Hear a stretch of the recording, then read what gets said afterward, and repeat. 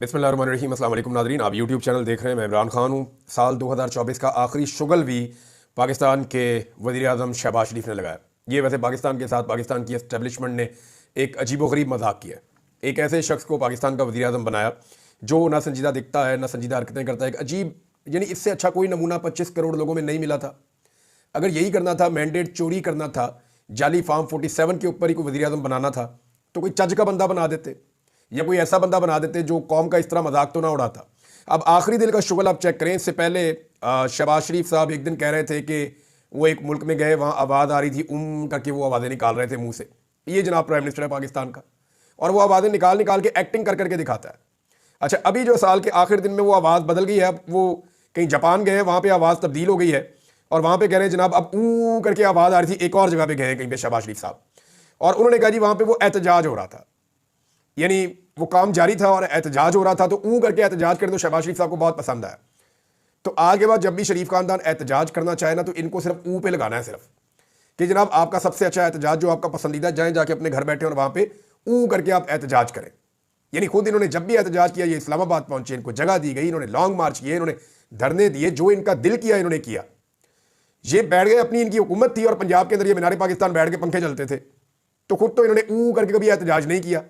यानी मेरे ख्याल में एस्टेब्लिशमेंट इससे बेहतर आदमी ला सकती थी, लेकिन एक ऐसा आदमी जो एक नमूने की तरह काम करता है, एक ऐसा आदमी जो ना संजीदा है ना संजीदा दिखता है, यानी उसके चलने फिरने से और बात करने से और बाकी तमाम चीज़ों से आपको लगता है हर दूसरे दिन तो कोई ना कोई मीम बन जाती है।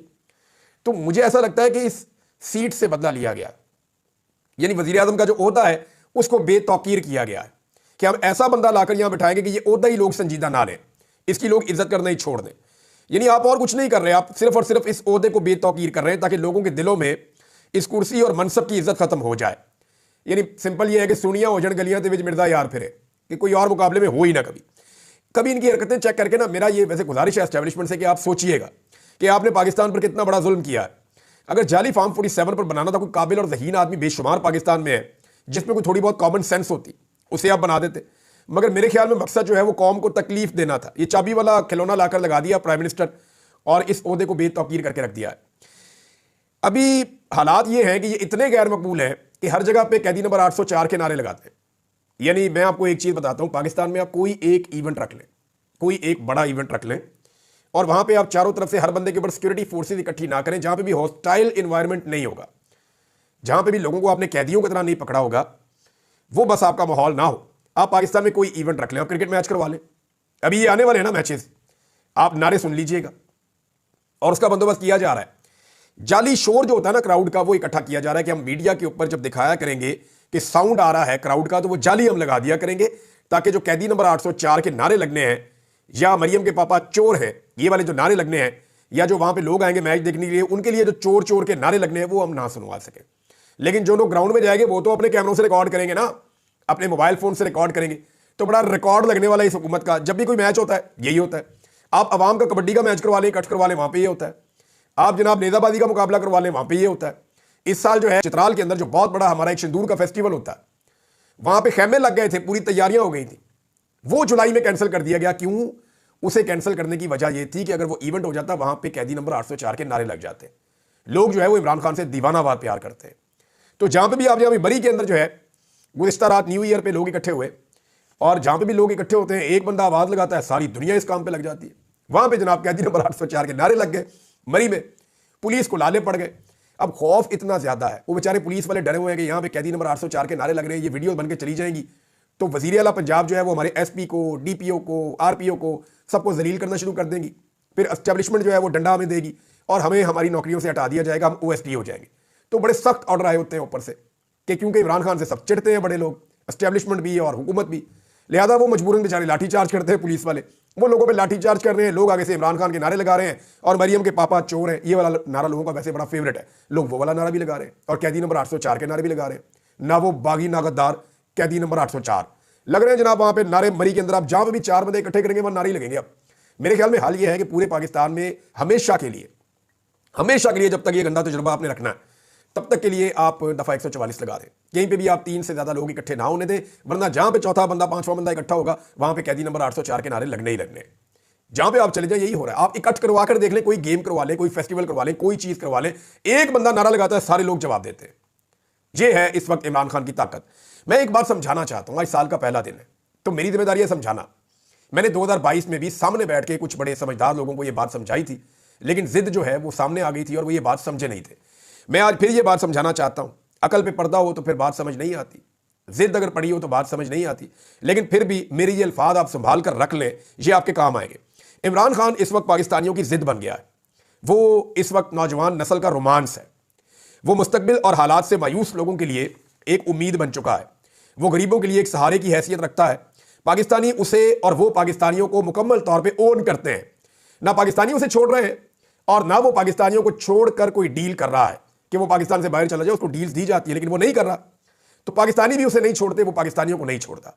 सरमायादारों, किसानों, मजदूरों और कमजोर तबकात के लिए वो एक ऐसे किरदार में ढल चुका है जिसके बगैर अब इस निजाम की कहानी मुकम्मल नहीं हो सकती।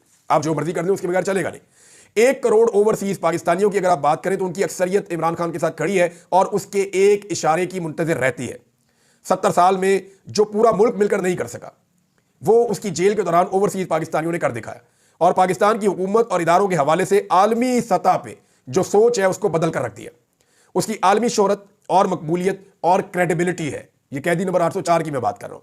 ये वक्त उससे फायदा उठाने का है। माजी में इमरान खान से गलतियां हुई हैं, आइंदा भी होंगी। इंसान है, इंसान गलती करता है, मगर सच तो यह है कि आज आपके पास इमरान खान के अलावा मौजूदा मसाइल का कोई और हल नहीं है। उसके बगैर सिस्टम को घसीटा तो जा सकता है, मगर सिस्टम को चलाया नहीं जा सकता। मैं मानता हूं कि गुज़िश्ता चंद सालों में मुल्क को जहां पहुंचा दिया गया है, वहां से अगर इमरान खान भी आ जाए तो मुल्क को वापस निकालने में शायद कई साल लग जाएंगे। और मौजूदा अगर ये क़यादत जो इस वक्त बिठाई हुई है हुकूमत, इसको ज़बरदस्ती अगर चलाया भी जाए इस निज़ाम को, तो जितनी देर इसको मुसल्लत रखा जाएगा उतना ही ज़्यादा वक्त हालात बिगड़ने की वजह से हालात को ठीक करने में लगेगा। हो सकता है कई साल लग जाए। लिहाजा जिद छोड़ें, उसे मनाएं, शफाफ इलेक्शन करवाएं, मैंडेट का एहतराम करें और मुल्क को वापस खड़ा होने दें। करोड़ों पाकिस्तानियों से उनकी ये उम्मीद ना छीनें। अगर आपकी जिद में कोई सानिया हो गया ना, खुदा ना खास्ता, तो फिर आपको पछताने का मौका भी नहीं मिलेगा। इमरान खान एक चांस है इस कौम के लिए और ये चांस पाकिस्तान को लेना चाहिए। मैं ये नहीं कह रहा कि इमरान खान को दूध और शहद की नहरें बहा देंगे इस मुल्क में, लेकिन उनके बगैर अब सिस्टम चल नहीं सकता। लोग इस बात को मान चुके हैं। आपको इमरान खान को चांस देना पड़ेगा, चाहे वो कामयाब हो चाहे वो नाकाम हो, क्योंकि उनके बगैर कामयाबी के इम्कानात है ही नहीं। जिस निजाम को आप घसीट रहे हैं, ये घसीट रहे हैं आप, इससे ये निजाम चलेगा नहीं जब तक मर्जी आप घसीट लें। तो सिंपल इज दैट कि इमरान खान का दौर है, इसको तस्लीम करना पड़ेगा।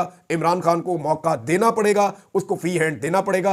वो पाकिस्तान को आगे ले जाने की कोशिश करेगा। हो सकता है कि हम उसमें कामयाब हो जाए। नाज़रीन, मिफ्ता इस्माइल साहब ने एक सर्वे करवाया था। देखें, इमरान खान इतनी बड़ी रियलिटी है कि हर बंदा उसकी गवाही देता है। मिफ्ता इस्माइल वगैरह जो है वो इमरान खान साहब के अपोनेंट हैं। अब उन्होंने जो सर्वे करवाया, उस सर्वे को आप सुनेंगे आपको आइडिया हो जाएगा। उन्होंने कहा जी, शाहिद खाकान अब्बासी साहब ने और मैंने इलेक्शन से पहले एक सर्वे करवाया था, जिसके मुताबिक सारे पंजाब में इमरान खान की नून लीग पर लीड डबल थी, यानी वो 2/3 अक्सरियत से ऊपर जाकर जीत रहा था। कराची में मेरा ख्याल था कि 15 सीटें इमरान खान साहब जीतेंगे, लेकिन वो 22 में से 20 जीत गए थे 8 फरवरी 2024 को। 8 फरवरी को अवाम ने एस्टेब्लिशमेंट को सरप्राइज दिया था। ये जनाब मिफ्ता इस्माइल साहब का स्टेटमेंट है। और इमरान खान साहब का इस वक्त जो मूड है और जो उनका अंदाजा है और जो उनका हौसला है, उनके एक स्टेटमेंट के अंदर, एक जुमले का स्टेटमेंट आया सिर्फ इमरान खान साहब का।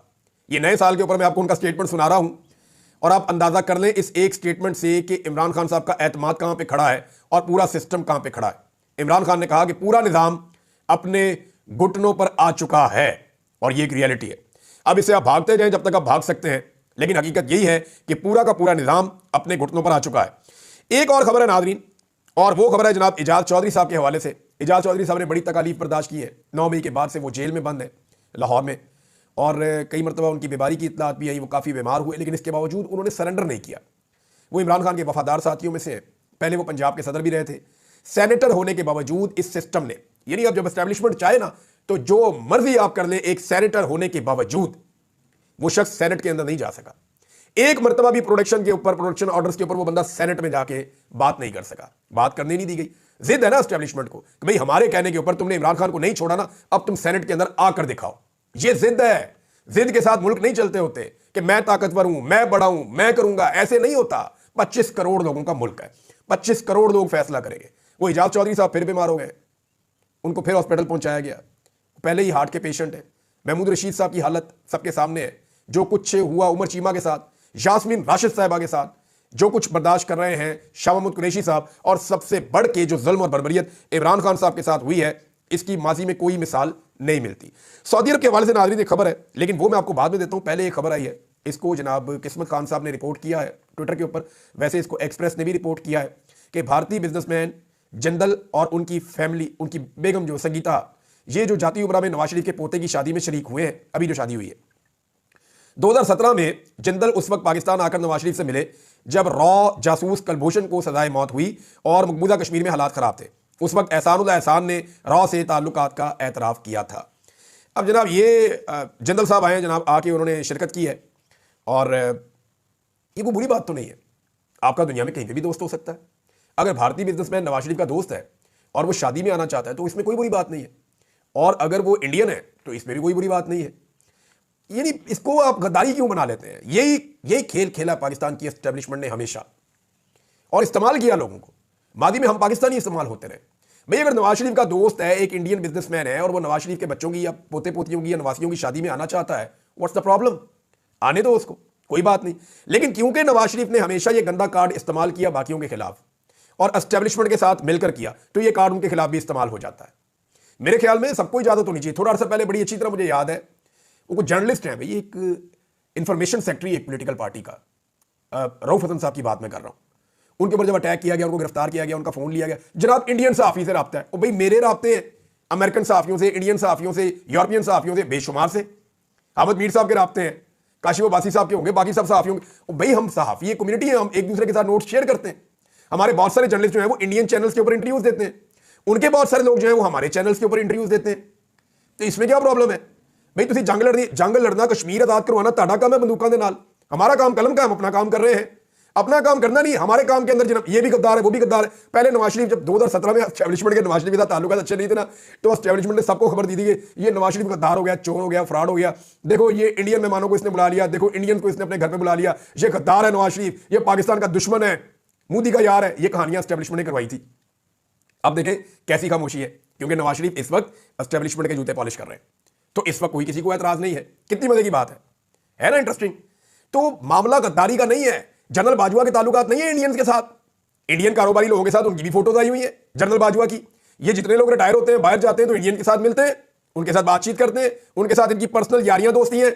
ये पाकिस्तानी फौज के लोग और इंडियन फौज के लोग जब बाहर दूसरे मुल्कों में जाकर आपस में ट्रेनिंग्स कर रहे होते हैं, तो इनकी तो बड़ी अच्छी दोस्तियां यारियां हैं, मैं अच्छी तरह जानता हूं। तो कौम को लगाया हुआ गद्दारियों के सौदा बेचने के लिए। तो अगर नवाज शरीफ के घर में जिंदल आ गया, बड़ी अच्छी बात है, उनका दोस्त है, कल को जिंदल के घर में शादी होगी, नवाज शरीफ को भी जाना चाहिए। भाई दोस्ती दोस्ती होती है, लेकिन क्योंकि ये गंदा खेल नवाज शरीफ साहब ने बहुत खेला है, तो उनको सिर्फ ये वार्निंग है कि इस खेल को आप बंद कर दें। यानी आपके खिलाफ इसको इस्तेमाल नहीं किया जा रहा, तो आप भी बाकियों के खिलाफ ये गंदा हथियार इस्तेमाल करना बंद कर दें। ये एक पुराना तरीकाकार है एस्टेब्लिशमेंट का कि इसको इंडिया के साथ टैग कर दो। वो एक ब्यूरोक्रेट ने भी इंटरव्यू दिया ना, उसने बताया कि मुस्लिम लीग नून के एक बंदे को हम तोड़ रहे थे, उसको कह रहे थे कि तू कोई तेरे अंदर से कुछ निकलेगा, इसको फंसाना है, इस पे केसेस बनाने। तो वो एक मिलिट्री ऑफिसर था, उसने ब्यूरोक्रेट के सामने अपनी जेब से निकाल के 2 कार्ड रखे इंडियंस के, उसने कहा ये 2 कार्ड डालते हैं ना इसके ऊपर, ये गद्दार बन जाएगा, अभी इसके ऊपर एक केस डल जाएगा। तो ये तो मेंटेलिटी है कि जनाब इंडिया के साथ आपने बात कर ली, या कोई इंडियन आपके साथ टेलीफोन पे, और भाई ग्लोबल विलेज है, दुनिया कहां से कहां पहुंच गई है, और आप अभी वहीं पे खड़े हुए हैं, और कौम को कहीं और खड़ा किया हुआ है, खुद कहीं और खड़े हुए हैं। यानी अपने ताल्लुकात सबके साथ ठीक रखने, कौम को बताना है हम नहीं छोड़ेंगे। ये ऐसे जो है ना, वो पाकिस्तान नहीं चलेगा। पाकिस्तानियों की आंखें खुल रही हैं, मामला को क्रिस्टल क्लियर करें, चीजों को ठीक करें, और मामला को उस तरफ लेकर जाएं जहां आलमी सतह पे आजकल दुनिया बढ़ रही है। दुनिया एक ऐसी सदी में दाखिल हो गई है जहां पे हर चीज डिजिटल है। कोई चोरी करने का, स्कैम करने का वो तरीकेकार ही बदल गए हैं। कोई अब सोच भी नहीं सकता जो कुछ पाकिस्तान में अभी तक हो रहा है। दुनिया इतनी एडवांस हो गई है कि आप अरबों के पास चले जाएं, गल्फ कंट्रीज में, वहां जाकर आप देखें तो आपकी आंखें फटी रह जाती हैं। आप हैरान हो जाते हैं कि इतना ज्यादा डिजिटलाइज हो गया है वर्ल्ड, और हम कहां खड़े हैं? इंटरनेट बंद कर दो, मुझे शार्क इंटरनेट खा गई है जनाब, हमारा ये हो गया है, अब हम इंटरनेट नहीं चला सकते। दुनिया के अंदर बदनाम करके रख दिया, मुंह काला कर दिया। पाकिस्तान दुनिया में दूसरे नंबर पे है, म्यांमार के बाद, जिसका इंटरनेट सबसे ज्यादा देर तक 2024 में बंद रहा। अब आ रहे हैं सऊदी अरब वाले इशू पे, इस पे बात जरूर होनी चाहिए। गो के मुसद्दिक मलिक साहब मुकर गए हैं। खबर यह चल रही थी कि काबीना ने शायद मंजूरी दे दी है कि 15% जो शेयर्स हैं रेकोडिक के, वो दे दिए जाए सऊदी अरब को। अब जरा आप समझ लें कि ये है कितने का। खबर ये आती है कि कुछ 540 मिलियन डॉलर्स में ये दे दिया जाए, तो 1000 मिलियन डॉलर्स का जो है वो 1 बिलियन होता है। 1 बिलियन डॉलर जो है वो 1000 मिलियन डॉलर्स का होता है। आधे बिलियन डॉलर के अंदर ये 15% सऊदी अरब को दे दिया जाए। इसकी जो कीमत लिखी हुई है ना, मुख्तलिफ चीज़ों पे अगर आप रिसर्च करें तो इसमें कॉपर निकलता है और सोना निकलता है, और सोने को ओंस के अंदर तोला जाता है और कॉपर को टन्स के अंदर तोला जाता है। इसकी वर्थ खर्चा निकाल के सारा कुछ करके भी कम से कम 100 अरब डॉलर से ज़्यादा की है रिकोडिक की। 50% हमने उन कंपनियों को दिया हुआ है और वो भी गलत दिया हुआ है जो वहाँ से निकाल रही है, बाकी 50% हमारा है। अच्छा, वो निकालने के खर्चे में उनको 50% हमने दिया हुआ है, जो हमें मिलेगा वो निकला निकलाया मिलेगा। तो हमने अपने निकले निकलाए में से अगर किसी को 15% देना है तो उसमें निकालने का खर्चा नहीं है, तो 15% जो है वो कम से कम भी अगर हो, क्योंकि उसके अंदर खर्चा शामिल नहीं है, तो उसको 20 अरब डॉलर का तो होना चाहिए या इससे ज्यादा का होना चाहिए। 20 अरब डॉलर या इससे ज्यादा का होना चाहिए, क्योंकि टोटल माइंस की जो वैल्यू है वो 100 अरब डॉलर से 150 अरब डॉलर के बीच में बताई जाती है। तो ये 15 से 20 अरब डॉलर का 15% होना चाहिए, क्योंकि कोरा है, निकालना उन्होंने है, उनकी रिस्पॉन्सिबिलिटी है। अब ये जो 15% है, अगर ये सऊदी अरब को आधा अरब डॉलर में दिया जाता है तो इसकी असल वैल्यू इससे 10 गुना ज्यादा है, बल्कि 10 से भी नहीं 20 गुना ज्यादा है। तो क्या सऊदी अरब को इतना सस्ता दिया जा सकता है? ये सवाल हम उठाएंगे, इसके ऊपर मजीद तहकीकात करेंगे और इसके ऊपर हुकूमत को पूरा जवाब देना चाहिए, अपोजिशन को ये बात उठानी चाहिए। और अपोजिशन भी हमेशा कोशिश करती है कि सऊदी अरब के साथ अपने ताल्लुकात बचाएं, क्योंकि सऊदी अरब अमेरिका के साथ ताल्लुकात आपके बनवाता है। लेकिन इतना बड़ा मुनाफा सऊदी अरब को क्यों दिया जा रहा है? क्या उनसे कोई काम है? एक काम तो है उनसे कि डोनाल्ड ट्रंप को किसी तरह मनाए, लेकिन अब देखना यह है कि क्या पाकिस्तान इतने सस्ते में ये सौदा देगा। मैं इसके ऊपर मजीद तहकीकात करूंगा। मैं और लोगों से भी गुजारिश कर रहा हूं कि इसके बारे में अगर कुछ फैक्ट्स हैं तो मेरे साथ जरूर शेयर करें। अब तक के लिए इतना ही, अपना ख्याल रखिएगा, अपने चैनल का भी। अल्लाह हाफिज़।